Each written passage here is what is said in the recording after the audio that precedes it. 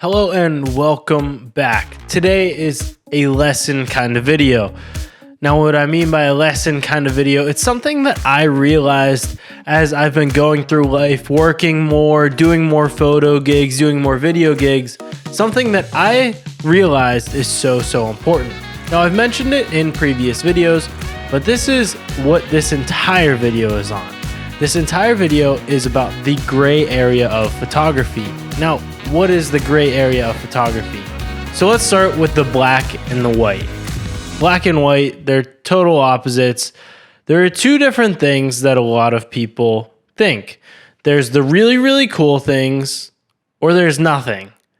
Now, the cool things are the NFL gig that I have. The cool things are shooting for the NBA, shooting for Nike, all these different things that are super cool, that are really nice to be able to say that you've done. Really nice to be able to say, I've shot for these brands. I've worked on these projects.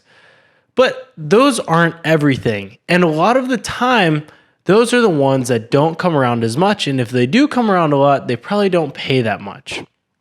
When it comes to sports, when it comes to music, in my opinion, two of the most fun things to shoot, there's a very big separation between the people who get paid and the people who do not. These are the things that are cool. Everybody likes going to concerts, and most people like going to sporting events. Now, because of that, people are interested in shooting it. And that's a great thing, but at the same time, it makes it harder to get paid to be there.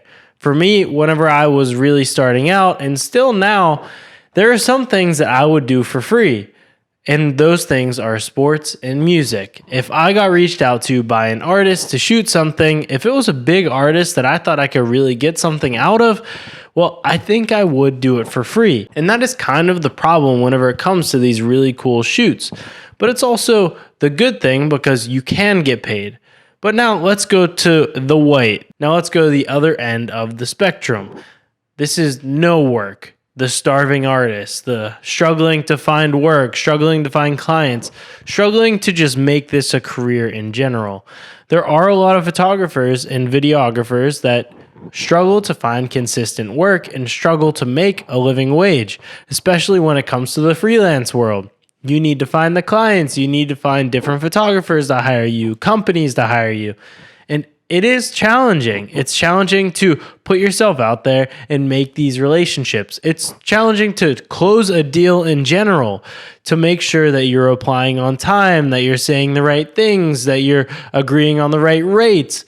It's difficult, and that's the other end of the spectrum. But the black and white, there's also a middle ground. There's the gray area. The gray area is where you make the consistent money.